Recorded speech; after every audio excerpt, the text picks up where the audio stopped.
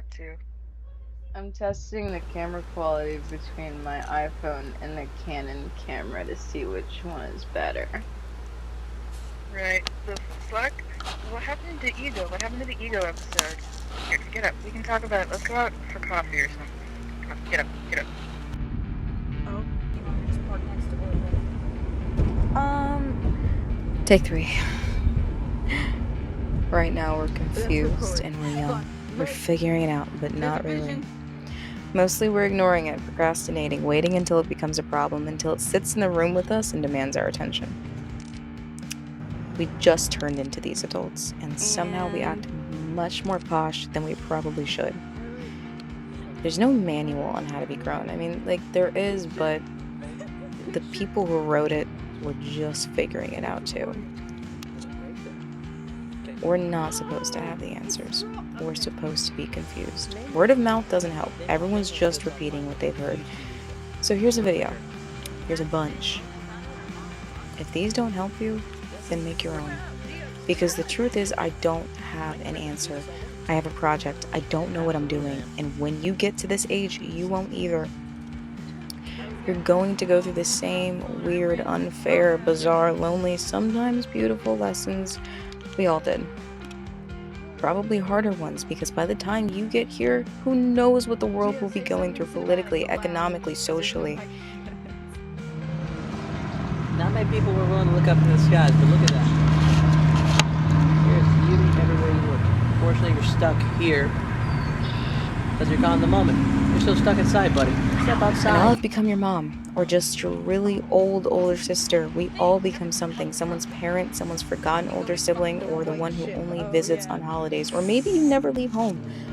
I don't know. I haven't gotten there yet. All of these videos will become old videos. The things I make will become storage boxes, stacks of composition notebooks filled with half-finished ideas, some completed, some abandoned, some just scribbles I'll never explain. They'll be tucked away in an attic or garage covered in dust or mold. Something will get leaked on, maybe something will get burned. But right now, I'm still living it. I'm still breaking rules, still doing things I'm quote-unquote not supposed to. I can't tell you I'm happy all the time. I can't tell you that I'm sad all the time either. But I can tell you I'm figuring it out. We all die. It's about what they say about you when you're gone that matters. So don't wait. Whether you're confused, unmotivated, tired, angry, happy, or just numb. Don't wait. We're not promised tomorrow. We're not even promised an hour from now.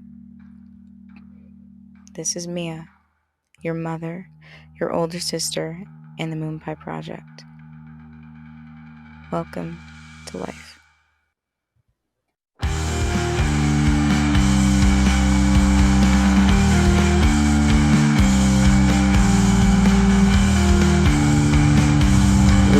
Gio, can I put your face in the Moon Pie Project? Of course. It's this episode, the one Miss Mia has rather dramatically titled, "We Have an Ego Because We Have Something to Prove, and We Talk Because We Have Something to Say." A manifesto disguised as a meltdown. Ordinarily, I'd pair such psychological excavation with a bottle of Chateau Margaux. Tonight, I'm holding a Budweiser, and I swear to God, watching her unravel on camera is like walking into a room where someone's already punched a hole in the wall. I'm back from Walmart, and I haven't even eaten my SpongeBob popsicle, so let's check out. But yeah, no. I got my SpongeBob popsicles. Is this gonna fix me? No. It's not gonna fix me. It's not gonna fix anything. It's not even gonna make me feel better. Oh, so that's, yeah. Let me tell you a little bit about my mental space. I've been trying to decode a certain someone on ChatGPT and sitting with myself and rethinking shit for days now, and it's meant no end. I can't do it anymore. I can't keep processing and decoding my own emotions for somebody in an empty room. I'm depressed. I'm not. But I decided instead of sitting home being depressed, I was gonna go hike up a waterfall with Autumn. She's getting naked in the car. What I'm doing is I'm screaming out into a void, and I'm not even being met back. And that's pretty ego crushing. This whole thing started off with a broken ego. And now I'm here.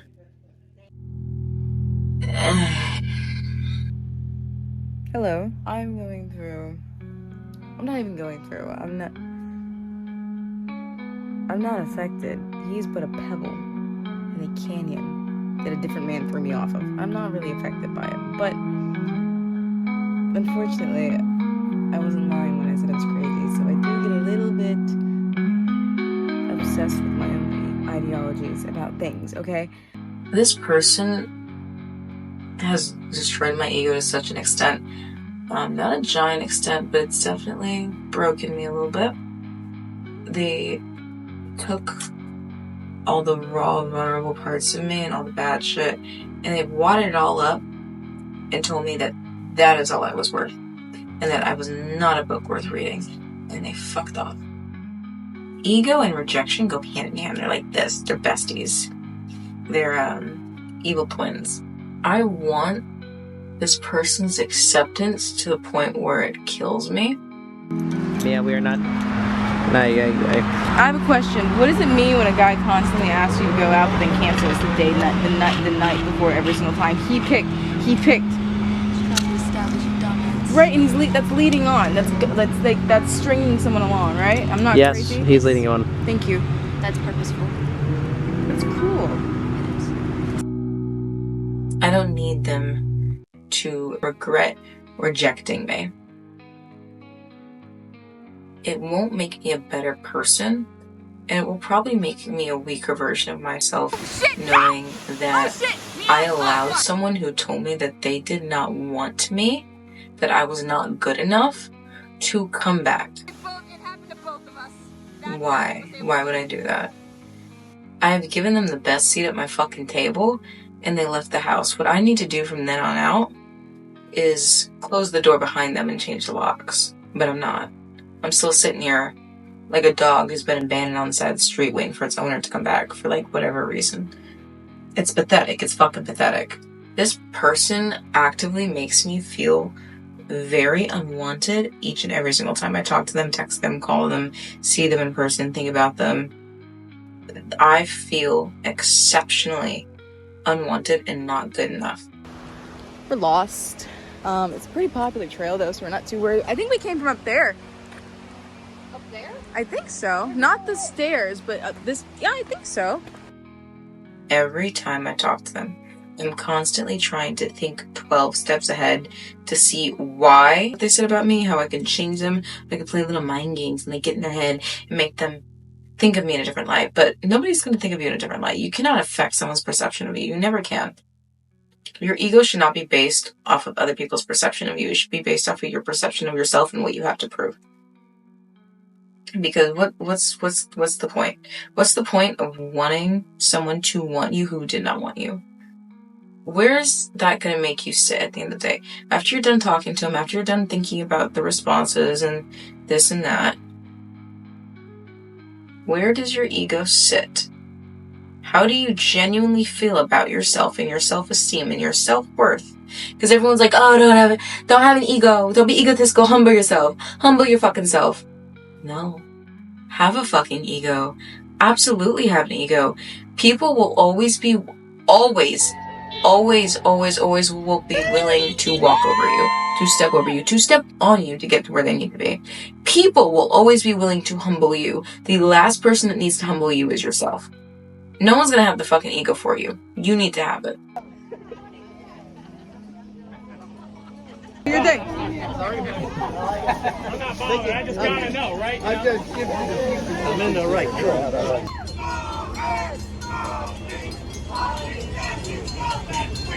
We speak because we got something to say. We got an ego because we got something to prove, and we talk because we got something to say. Right?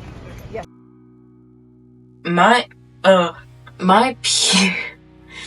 My peace and my ego are currently at war with each other because the only situationship I'm in is in my own head. This person actively told me I was not good enough and I should fuck off, and they would be okay not knowing me. They wanted to go see what life was like without me in it, and they fucking left. And I sat here on my front porch with the door open and like a cigarette. And I was like, ooh, whenever you come back, I got a little cigarette for you. Rain or shine, I'll sit here, I'll keep it warm. What the fuck? Because I'm so obsessed with proving that I did not deserve the goodbye that I was given, that kills your ego. That kills your self-esteem. When you base your ego off of other people's perception of you and it is not met, it's going to kill it. It's going to snuff it out. It's going to suck. It's going to hurt. Base your ego off of what you have to prove and for the room that you want to be in. Not the room that you're in, but the room that you want to be in. Because I'm tired of wasting my emotional energy on someone who hasn't even noticed that I'm gone. I'm tired of wasting I'm going to say that again for the people in the back. I'm tired of wasting my emotional energy on someone who has not acknowledged my absence.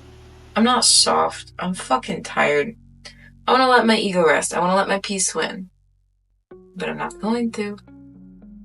Because when you're unmotivated, when you're tired, when you're angry, when you're sad, whatever the fuck, your ego isn't for you. When you use ego correctly, it's not for you. It's for everybody who said you couldn't do it. For everyone who said that you weren't worth it. For everyone who said that you were worthless. You shouldn't be begging for someone to change their opinion of you. You should be proving why their opinion was wrong. And now they don't get your fucking grace to correct their opinion. Fuck their fucking... I don't give a fuck to earn your grace. I will give it to myself. In the words of Leo Skeppy, I don't give a fuck to earn your grace. I will give it to myself.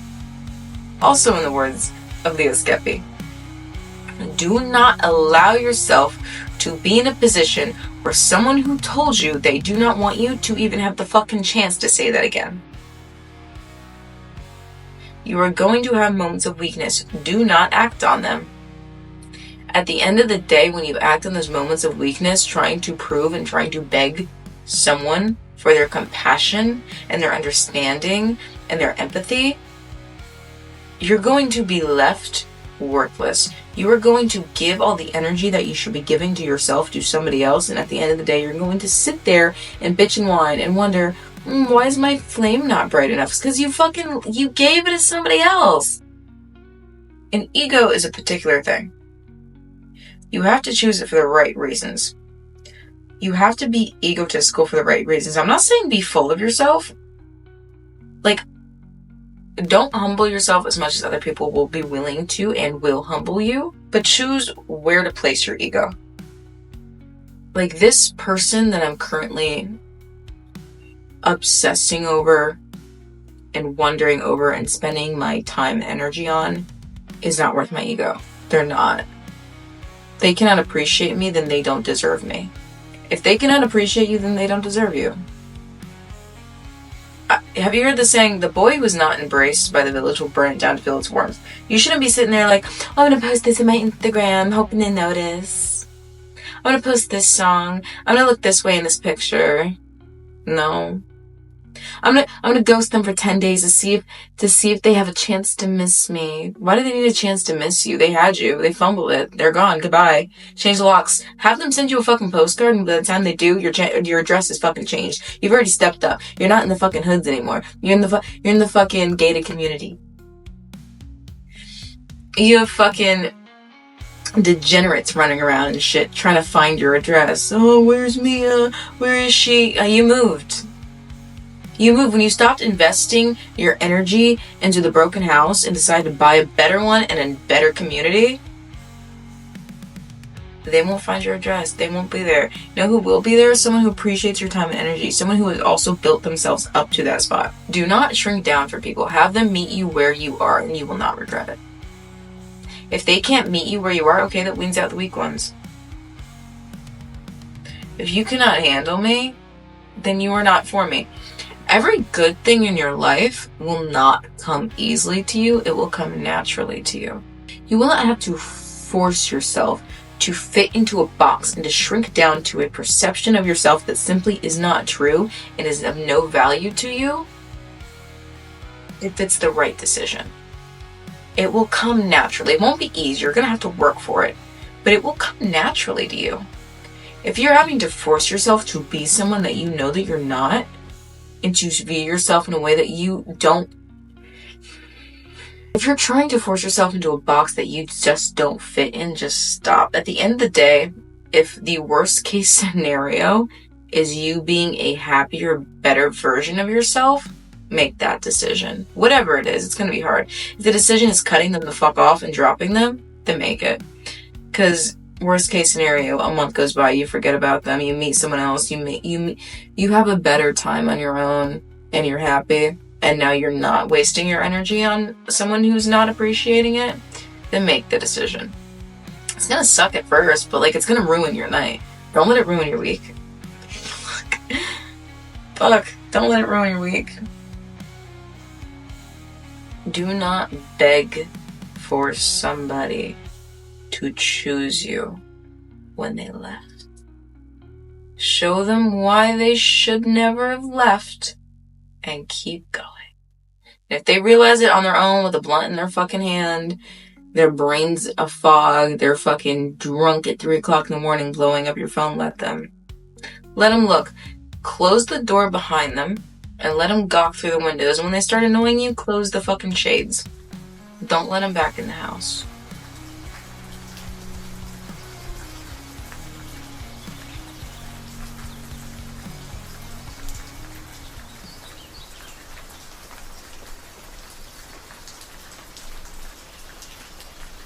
One day you wake up and you realize, damn, I spent a lot of time trying to be enough for people who never even deserved a front row seat. And it's funny because I really thought I was being humble. I really thought I was being kind, and the whole time I was just shrinking. And the most delusional part, I thought if I stayed small enough, polite enough, understanding enough, they'd finally look at me and say, wow, I get it now. No. The moment never comes. And if it does, it's years too late. And by then you're not even available for it. Because at some point you stop auditioning. At some point you stop trying to be picked. And when that switch flips, oh, you move different. Suddenly you're not sitting in the audience anymore waiting for someone to call your name. You're on stage holding your space. And you're not asking who's watching, you're deciding who gets to stay.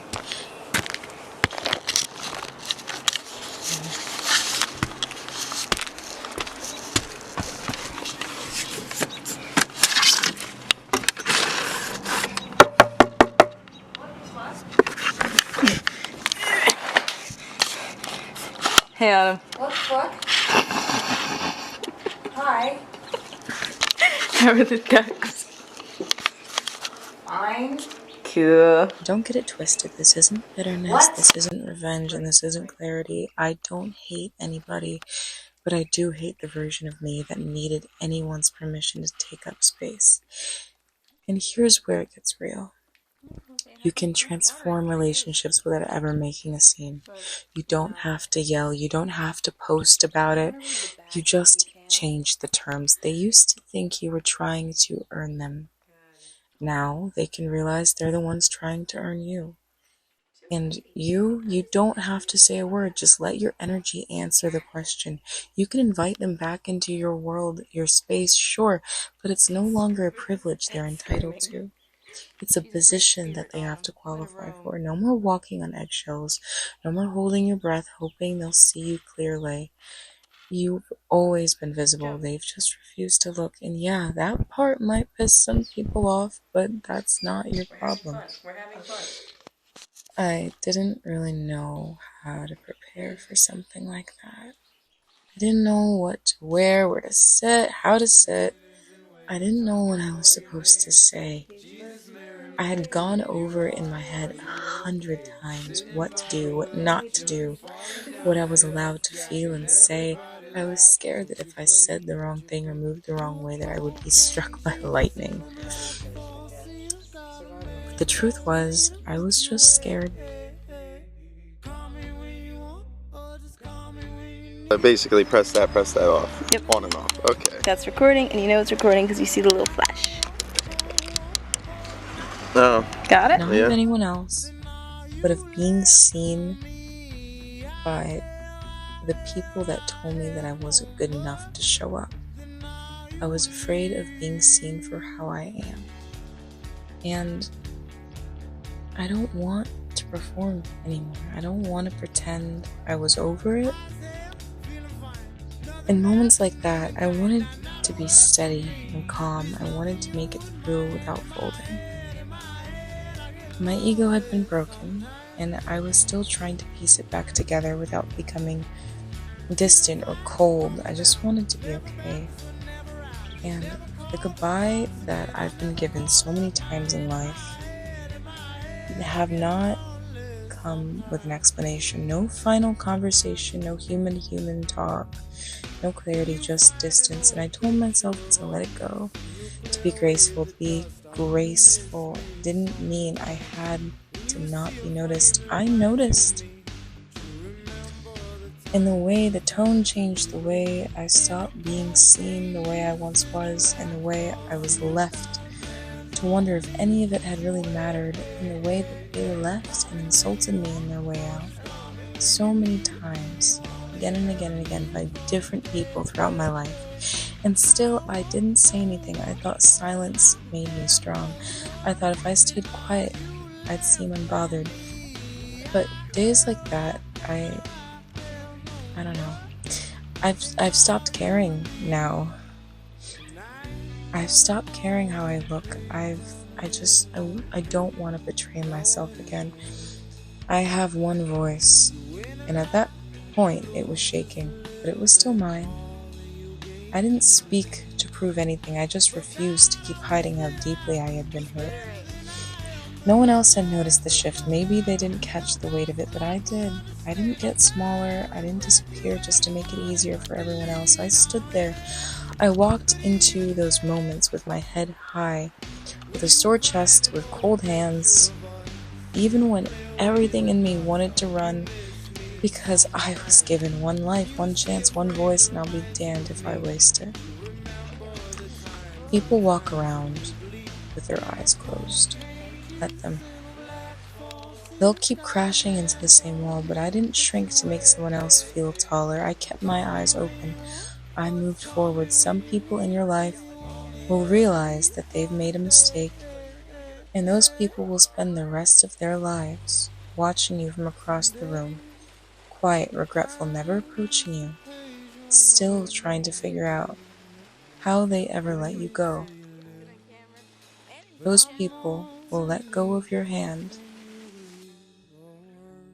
but they will never really stop walking with you, even if it is 3 steps behind.